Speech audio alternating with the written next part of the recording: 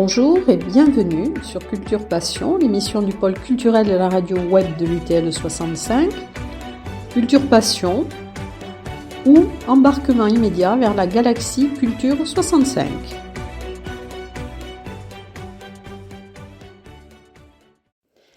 Alors, dans Culture Passion, aujourd'hui, nous allons parler donc de la pièce La cantatrice chauve, donc qui va être jouée au CAC de Séméac le 5 juin à 18h30.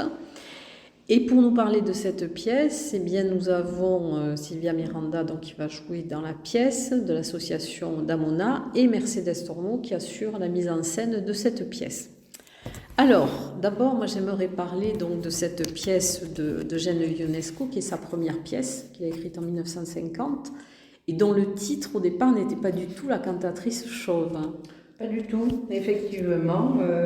Le titre est tout à fait accidentel, parce que Ionesco voulait l'appeler, se référant à la méthode Assimil pour apprendre l'anglais. Je ne sais plus quel était le titre, mais qui ressemblait beaucoup à un titre qui existait déjà. Et un de ces comédiens qui jouait le pompier s'est trompé un jour qu'il était fatigué, ou l'a fait peut-être un petit peu exprès, et a dit, au lieu d'autre chose dans de l'institutrice blonde. Au lieu de l'institutrice blonde, c'est ça, au lieu d'une institutrice blonde, il a dit une cantatrice chauve. Et Ionesco a jailli de son siège et a dit « c'est ça le titre, c'est ça le titre !» Donc voilà, totalement, donc, nulle cantatrice et nulle calvitie dans la pièce. Et donc, alors pourquoi cette pièce est un petit peu classifiée dans le théâtre de l'absurde ? Alors, elle est classifiée dans le théâtre de l'absurde, ça lui rend des services et à mon avis, ça lui ôte de la profondeur parfois. Certains metteurs en scène se sont surtout appuyés sur théâtre de l'absurde, donc rigolade, tout est absurde, rien n'est logique, les personnages sont tous sauf réalistes, et du coup on a souvent fait de La cantatrice chauve une pièce uniquement loufoque, rigolote, et pas plus. 1950, bon, je pense que les metteurs en scène contemporains voient la chose différemment. 1950, c'est la Seconde Guerre mondiale n'est pas très loin, derrière. Il y a eu la bombe atomique, il y a eu Hiroshima, et il y a eu le nazisme et les camps de concentration. Tous les artistes, aussi bien les peintres que les écrivains, bien sûr, ont été profondément marqués par ces événements, et va naître un art de l'absurde, Camus étant un petit peu pour nous le chef de file, avec plusieurs œuvres, des romans, mais aussi du théâtre, L'étranger,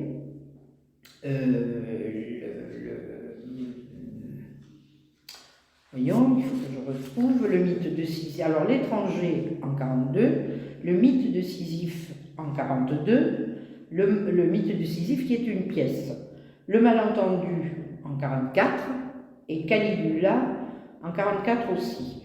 Ces quatre œuvres représentent chez Camus le cycle de l'absurde.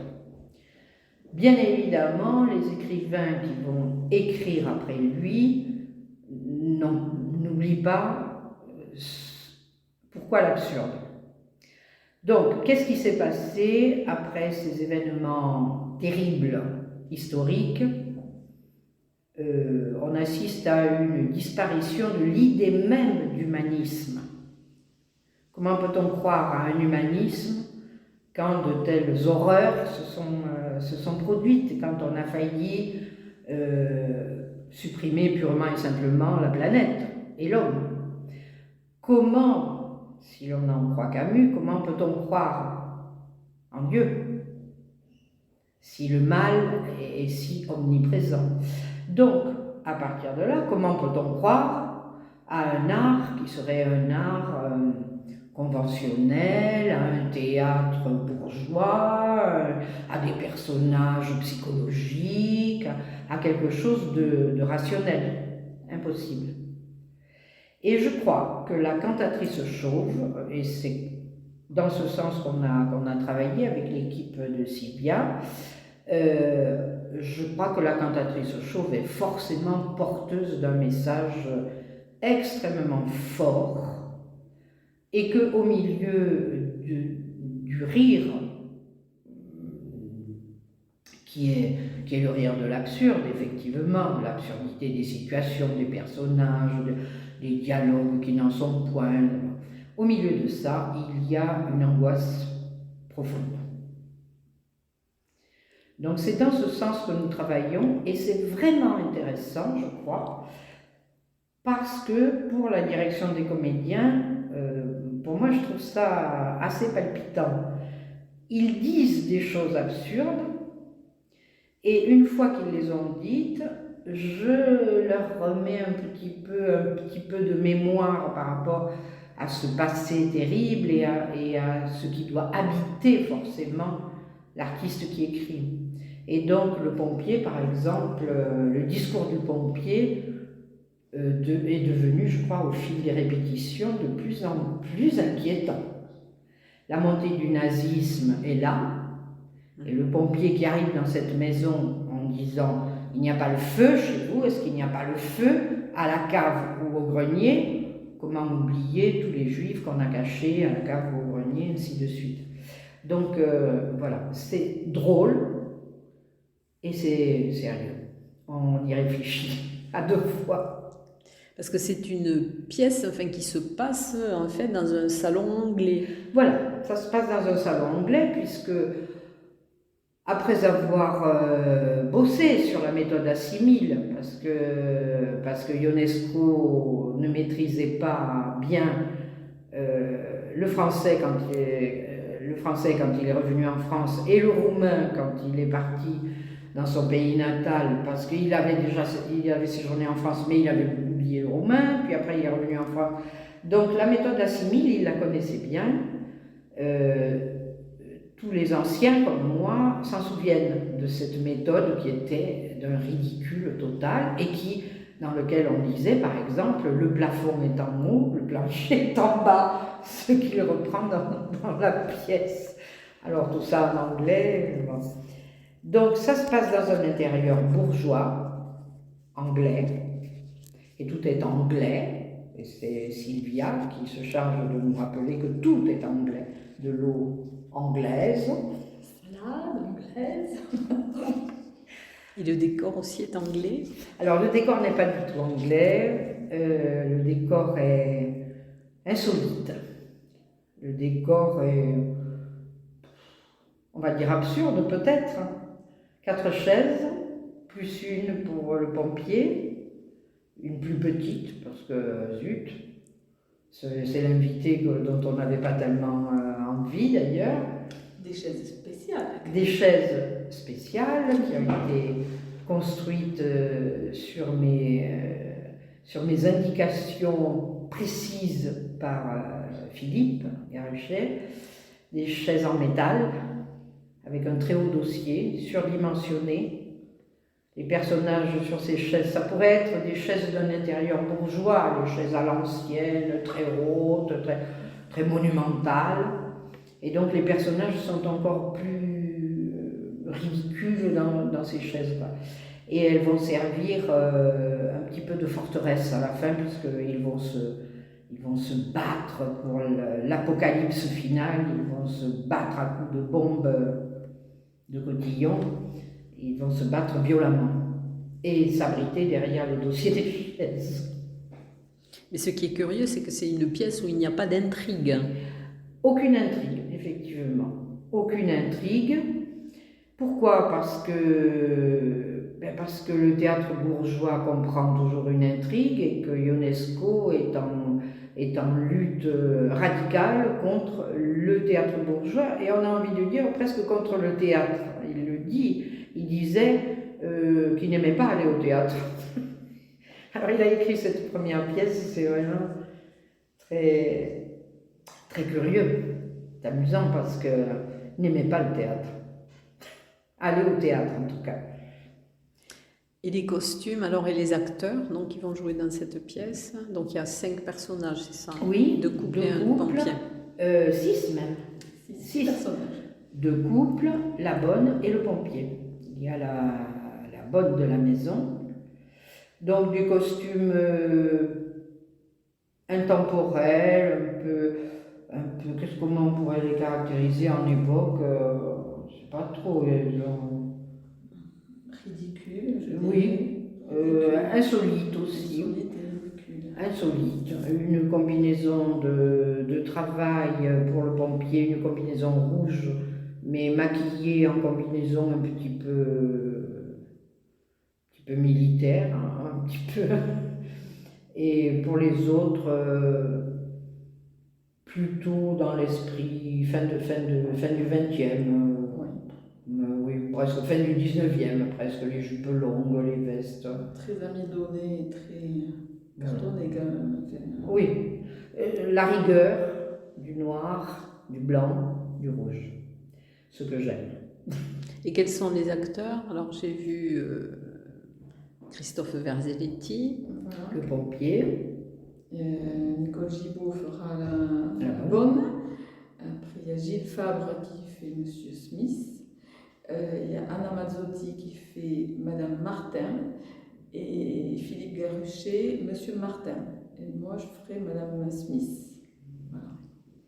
Et alors, est-ce que la cantatrice, justement, fait voler en éclats les repères du théâtre? Oui, complètement. On n'a pas parlé des dialogues. Les dialogues habituels du théâtre volent en éclats, effectivement. Il n'y a aucune communication possible entre les gens. Les couples, bon, la pièce commence par un prétendu dialogue entre Madame et Monsieur Smith, mais Monsieur Smith est derrière son journal et Madame Smith parle dans le vide parce qu'il ne lui répond pas ou il ne lui répond que par des claquements de langue. Ça, ce sont les didascalies de Ionesco. Donc, pas de communication possible dans ce monde qui a été frappé par l'apocalypse, quoi. Il n'y a plus d'espoir d'une certaine façon. Il n'y a plus d'espoir. Et la pièce va s'achever en apocalypse aussi. Rigolote, enfin, amusante, mais en apocalypse. Les personnages eux-mêmes explosent en vol, je crois, là-dedans. Et c'est une pièce qui a été une des plus jouées. Oui, elle a le record. Une des plus jouées, plus de 50 ans, je suppose. Plus de 2 millions de spectateurs depuis la création, et toujours au théâtre de la Huchette, enfin, même si évidemment d'autres metteurs en scène l'ont représenté ailleurs, mais à la Huchette à Paris, oh oui, il y a plus Le de premier, 50 c'était ans. Nicolas Bataille, c'est ça? Oui, Nicolas Bataille. création Nicolas Bataille, oui. Ouais. C'est très drôle d'aller voir la cantatrice chauve à la Huchette, parce que bien évidemment les comédiens changent, il doit y en avoir quelques-uns qui sont morts depuis, mais la salle est minuscule, on a l'impression d'être dans un petit recoin de cave presque, et c'est toujours une grande émotion pour les théâtreux, c'est toujours une grande émotion, je crois, d'aller à la Huchette, voir la cantatrice chauve et la leçon. Et alors pour les acteurs, est-ce que c'est quelque chose qui apporte un plus, qui est difficile à jouer, par rapport à une pièce normale? Et alors justement, je vous disais que moi j'avais choisi cette pièce parce que j'avais envie de travailler sur une pièce classique et j'avais surtout envie de faire un travail d'acteur. Vraiment, quand j'ai lu la cantatrice, d'abord j'ai beaucoup ri, c'est le premier réflexe, mais quand même, le souci chez Damona, on a toujours fait des pièces qui avaient un sens vraiment fort derrière la situation comique.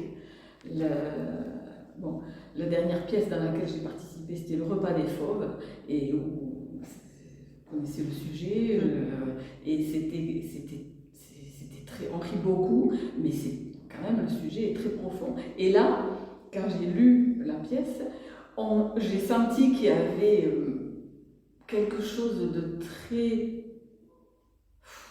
Ça révélait des choses, des personnages que je n'arrivais pas même trop à exprimer et à ressentir réellement.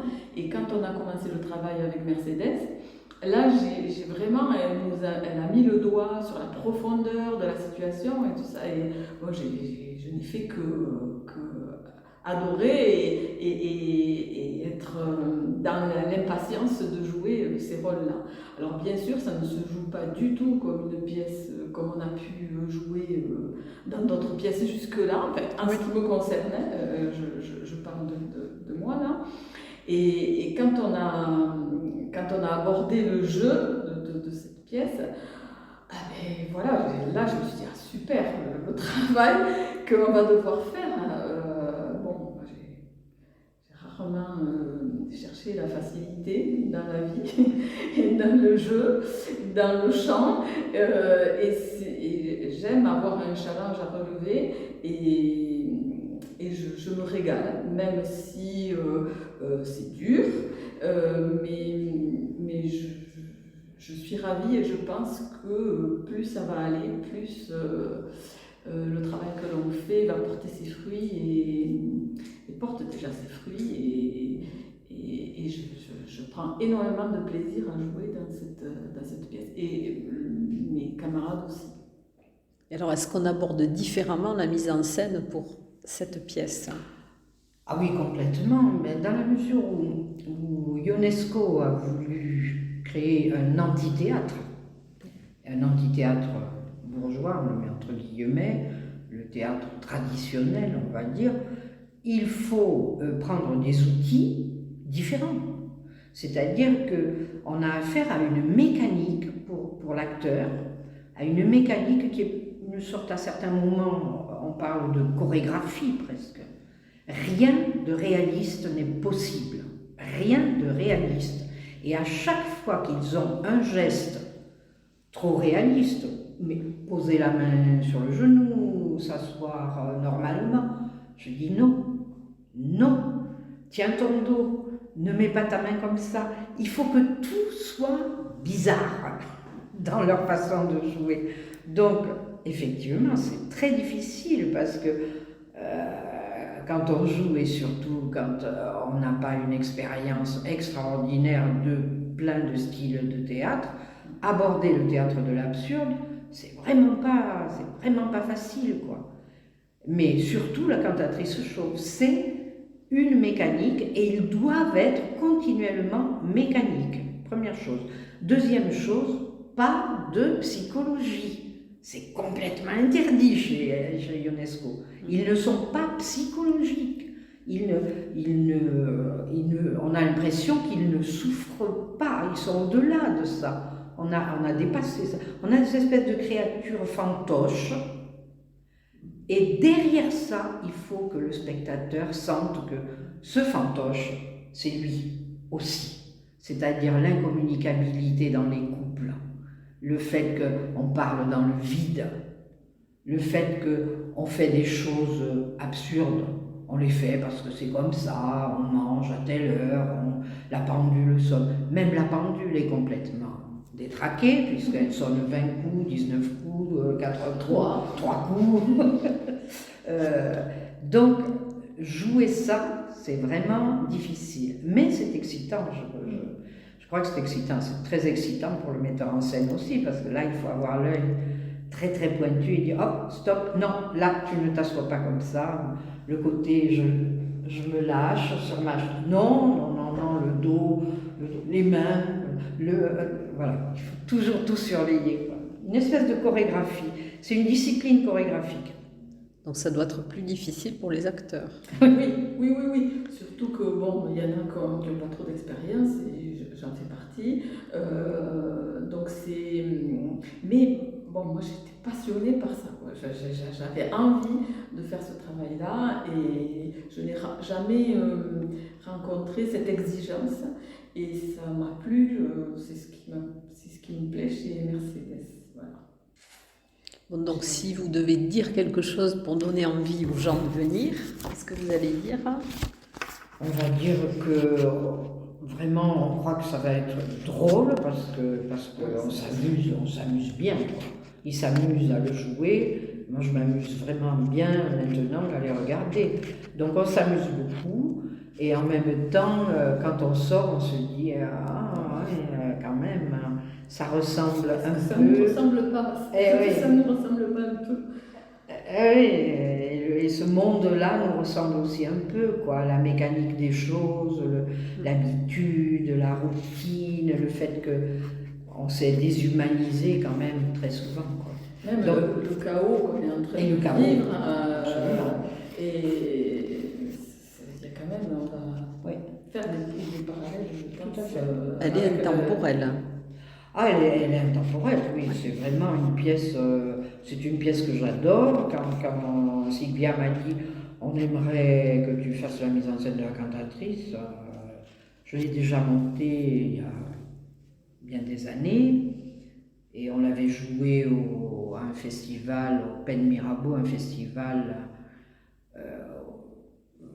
important où se trouvaient des amis très proches de Ionesco. Normalement, Ionesco, qui était encore en vie, aurait dû venir, mais il était extrêmement fatigué. Et on avait remporté un très très beau succès, mais simplement parce que on voit dans la pièce, je vois dans cette pièce quelque chose de très profond et de très universel. Voilà, de très intemporel et universel. Même si elle est très drôle, et on a toujours été très drôle. Hein. Quand je l'ai montée, c'était drôle tout le temps. Mais une fois qu'elle est terminée, on a un petit... Ça fait réfléchir un aussi. petit retour, oui, sur soi. Voilà. En tout cas, merci donc Mercedes Tormo et Sylvia Miranda de nous avoir présenté cette pièce et j'espère qu'elle donnera envie à nos auditeurs de venir la voir. Merci donc c'est le 5 juin à 18h30 au CAC de Sémiac. Merci. Au revoir. Au revoir.